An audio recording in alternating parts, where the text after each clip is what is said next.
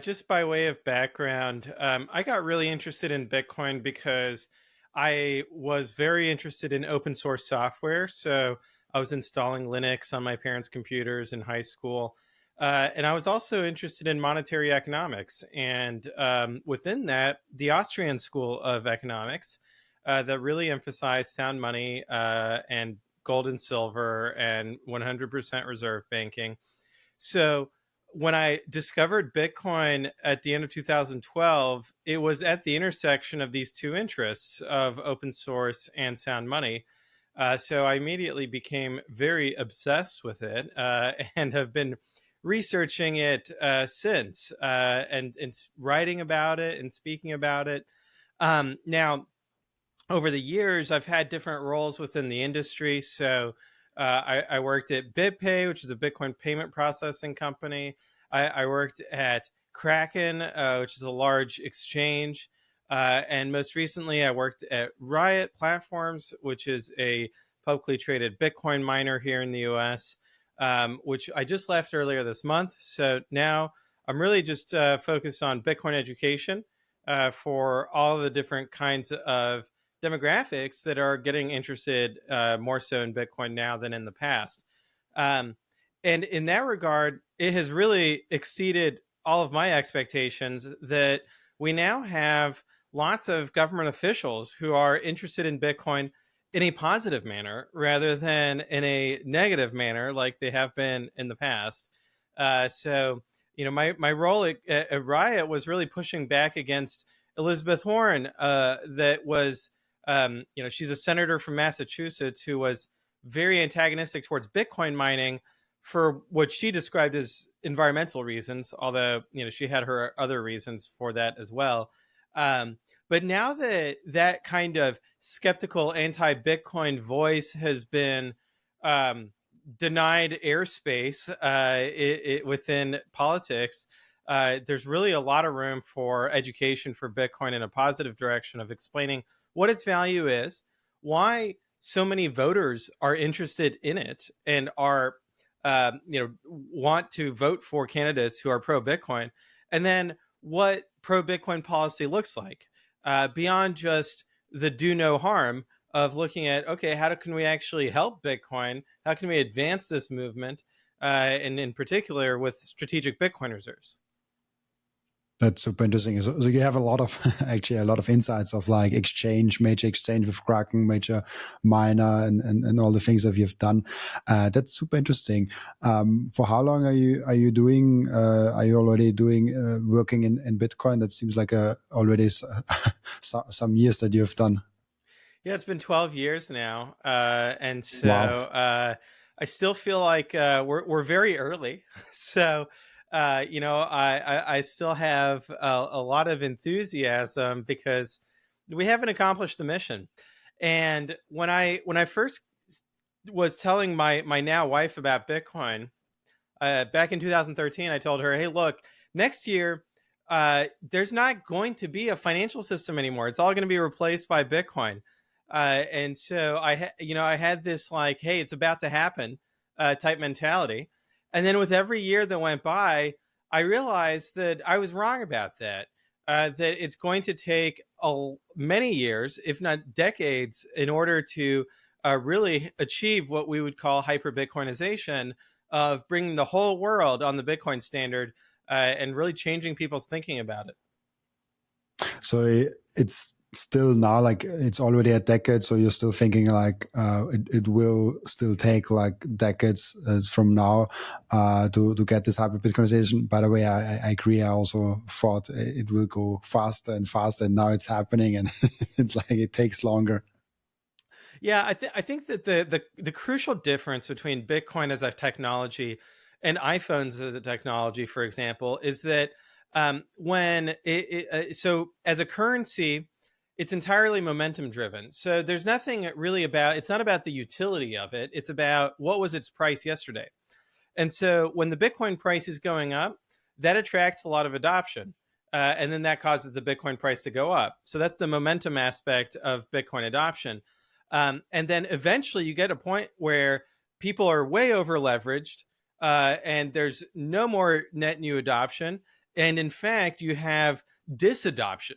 So what happens is that the OGs who bought at $10, they sell at $1,000 or they sell at $10,000 so that they can buy a Lambo or pay for their kids' college or pay off their parents' mortgage or donate to a charity, right? So there's lots of reasons for why the wealth effect causes older adopters to sell their Bitcoin and hand the baton on to the next generation.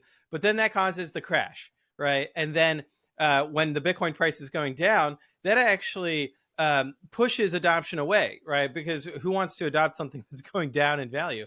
And until you finally reach the bottom of the bear market, and then the cycle starts all over again. Now, if you compare that to, for example, the iPhone, you don't have that phenomenon of people buying and hoarding iPhones because they think the value of the iPhone is going to go up and then selling their iPhones at the top, right?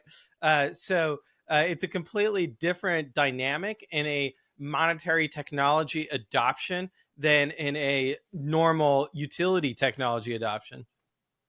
That's an interesting point. I never thought about that actually, the cycle difference, because we see all those technology trends and how fast they're going, like electricity, the internet, smartphones, Yeah. and all those things, and they tend to get far quicker.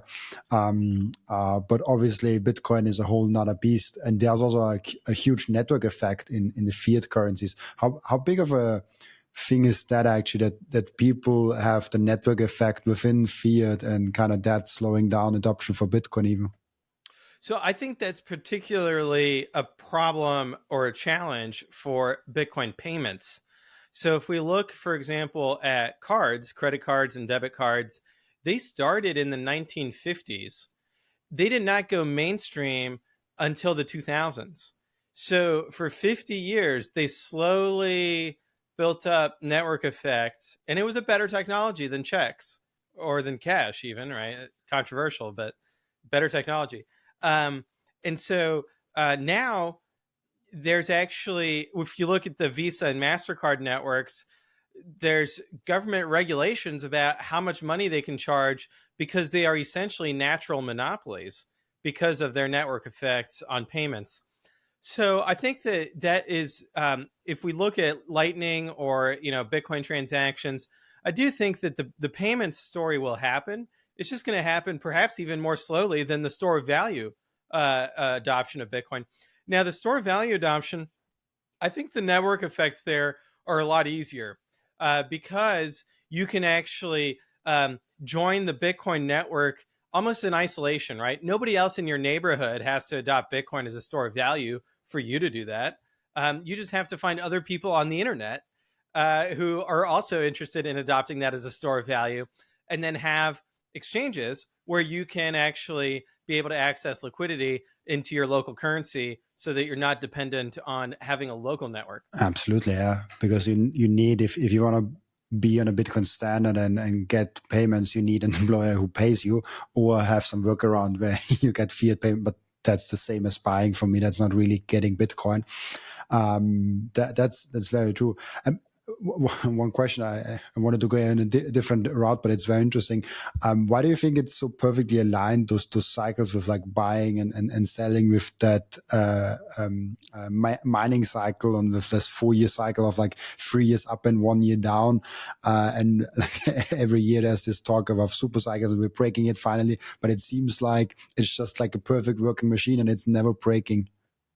Yeah, that's a great question. I do think that historically we could argue that the halvings have had a triggering effect, just supply and demand, right? That we cut supply in half of new coins coming onto the market, and then that kind of begins the cycle.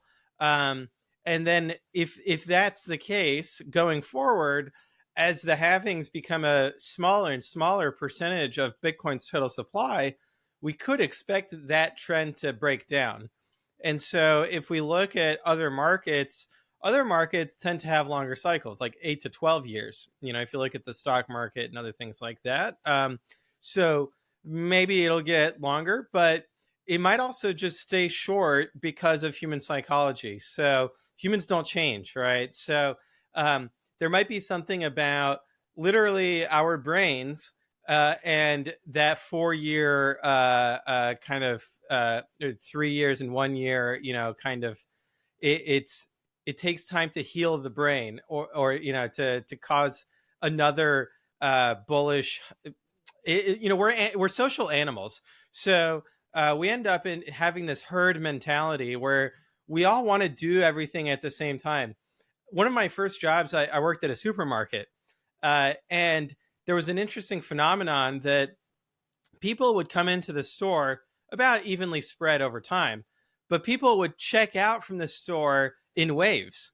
And it's because they would notice somebody else checking out and they would think, oh, it's time for me to go too. And then they would go check out. And so you would need to have, people come to help check out, because of these waves, even though people came into the store regularly. And so we're very social animals, and that's a good thing, right? We should love our neighbors. But it also causes interesting financial phenomena. I never That's so true.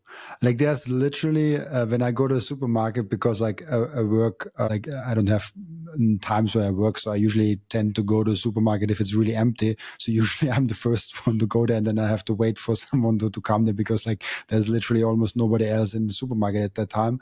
But when I go later or earlier, I notice that you just come in, and sometimes you're lucky and there's like nobody there, and sometimes there's like a huge line, but there's never a line when they're coming in. So it's super interesting. I never thought about. So you actually observe that. That's an interesting thing, and I never thought about that. Maybe let's come now to the nation state thing. It's There's so much happening, and maybe it would be actually interesting to hear, because you worked at Riot, and and you kind of got the bad side of that there, and the backlash also.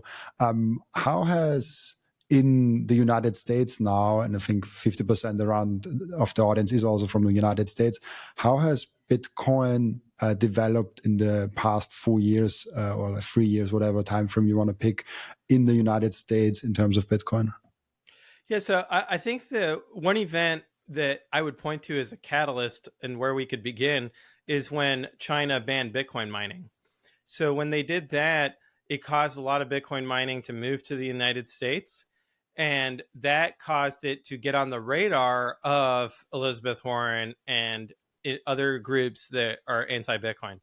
Um, Also, if we look at the litigation against Ripple and XRP, I think that also caused that ecosystem to invest resources into making environmental arguments against Bitcoin in order to make XRP look environmentally friendly, and thus, the kind of cryptocurrency that the government should not be prosecuting. Um, so those two factors led to a big political push against Bitcoin miners here, and so that's why Riot hired me to come in and help with setting up a public policy practice. First thing I did when I joined was to go and hire a head of public policy in DC, Brian Morgenstern, who's done a fantastic job. Before joining Riot, he was actually working at the previous Trump administration, in the White House and at the U.S. Treasury, and so he became orange pilled because of the Canadian trucker protests. He realized, just like a lot of us did, that the banking system could be weaponized, and that you would want to have something that is a backup, an alternative that is decentralized, that cannot be controlled by corporations and by governments. So, in any case, he did an excellent job of developing relationships with policymakers. While on the research side, I would provide kind of the, let's say, the thinking behind the arguments that we should be making. And it was a very multifaceted approach, because it wasn't just at the federal level that we had pushback, but also at the state level that there were concerns about Bitcoin mining, even here in Texas among policymakers. Um, so the two big things happened. One is that the New York Times wrote an article highlighting our alleged carbon emissions. So they were trying to make the argument that we were responsible for CO2 emissions, which doesn't really make any sense in any other context. For example, if we look at the Montreal Accord for the ozone layer, or the ozone layer was getting a hole in it because of CFCs. And so the Montreal Accord said, okay, no more direct emission of CFCs, and they banned CFCs. And now the ozone layer is fixed. Now there's no hole, and so that actually worked. They decided to take a very different approach with carbon emissions, of saying we're not interested so much in the direct carbon emissions, we're interested in the indirect carbon emissions. So who is consuming electricity that is causing a natural gas plant to turn on, which it doesn't make any sense, because you're not actually solving the problem. You're just trying to politicize different industries. I went out to our facility in Rockdale with a CO2 meter and made a bit of a funny video for the New York Times, showing that we didn't have any carbon emissions at our Bitcoin mining facility. We're fully electrified. And so it was kind of a red herring. Now, when they posted the New York Times article on Twitter, the company replied with that video, and something amazing happened, which is that we were able to ratio the video. So we had more likes, more retweets, more views on the video than they did on their in-depth, quote unquote, investigative reporting. So it really transformed the field of crisis communication, first of all, because people always thought, oh, journalists, we got to be afraid of journalists. No, we shouldn't be afraid of journalists. We should make fun of journalists. We should ridicule them, because, when they write things that are completely idiotic, that needs to be called out. People understand the truth. We should speak the truth. That's one. And then second, on Bitcoin mining, we should stop explaining. In politics, there's a very important saying: if you are explaining, you are losing, right? So if you're explaining, oh, actually, Bitcoin mining is 50% renewable because we're using wind and solar, and you've already lost the argument. So instead, what we did is make them explain, oh, actually, we're not talking about direct emissions of carbon. We're talking about indirect emissions, which come through the electrical grid. And so, it really changed the approach that we have in terms of communicating about Bitcoin mining, to be less defensive and more offensive. That this is just like an electric car. This is an electric computer. It's not a gas powered, computer. So that was one, and two was, I think, perhaps even more important, talking about the value of Bitcoin, because ultimately, if Bitcoin has zero value and it's just beanie babies and tulips, then any amount of resource consumption for Bitcoin is wasteful. So even if it's fine for the environment, it's still a waste of resources to be Bitcoin mining, if Bitcoin has no value. And so we really emphasized in all of our conversations with policymakers and all of our communications with the public, highlighting the value of having a decentralized monetary system, and that the only way to achieve that value and to secure it is with Bitcoin mining. So I think that we were so effective in doing that, that we actually persuaded politicians that they should buy Bitcoin. And so we were more successful than we could have ever dreamed of. And we moved the Overton window so far in a pro Bitcoin direction that then in July of last year, Trump announced we're going to have a national stockpile of Bitcoin. And he's followed through on that campaign promise. So I think going forward, now at the state level in Texas, also the case that the politicians that were concerned about Bitcoin mining last cycle, because the Texas legislature meets every 2 years. 2 years ago, they were saying, oh, we don't like Bitcoin mining. Now they're saying, we love Bitcoin. Let's buy Bitcoin.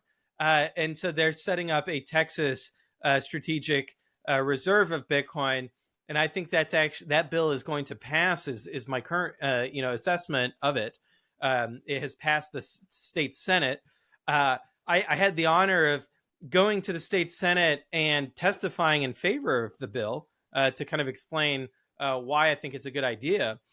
So I think that it's really, if we were to point to why Bitcoin has become so successful in U.S. politics, it's really because Elizabeth Warren decided to attack it. It was anti-fragile. Thank you for watching this video. This was only a snippet of the podcast. And if you want to watch the full episode and get all of the context of this episode, you can click right here or here. Oh, maybe also here.